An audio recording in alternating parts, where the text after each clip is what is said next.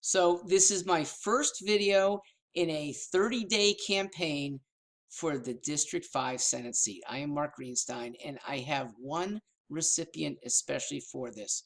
It's Governor Ned Lamont. Ned, I came to know you somewhat when we were both competing for the Democrats' nomination. I lost pretty badly. In the process, you were gracious, open-minded, I think passionate, and I expect you to carry really good success, and I want to help. You told me on the side at one debate when I asked, hey, how about you and I debating socialism? And you said, it's a good idea later. This is the time. It's the time because I think you could, if on the right side, find almost all of us have your back. And that, Governor, you could end up being the best governor Connecticut has ever had. Certainly in my lifetime where I could judge, but maybe even going back to 1639. You face a challenge that could bankrupt this state in people who have been your allies but are not allies of progress. You know who they are. It's the Josh Elliott Wing. They're growing in sentiment. They are not good for Connecticut. Ned, do we really want to endlessly pay people who don't want to work? Do we really want to kick people, especially minority youngsters, out of work by foisting a high minimum wage that others can't afford to pay? Some employers can.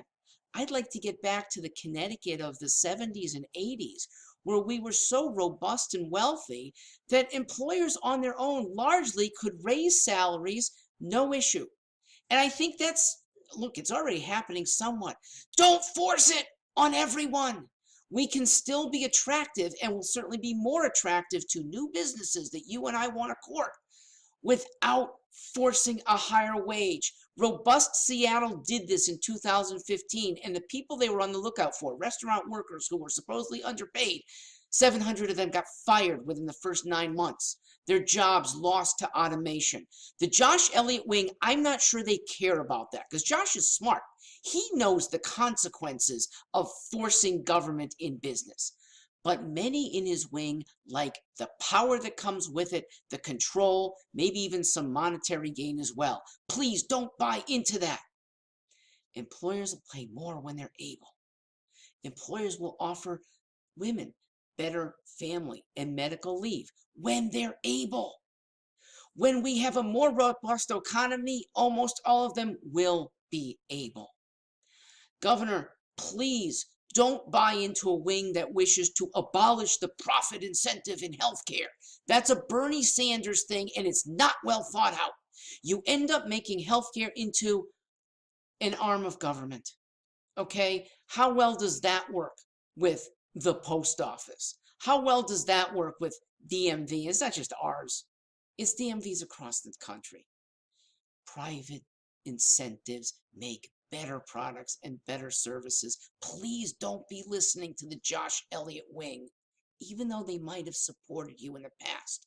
You've got a lot more support, fierce support from Democrats like me and even some Republicans and the many independents who could be swayed to an open-minded governor who wants to get things done.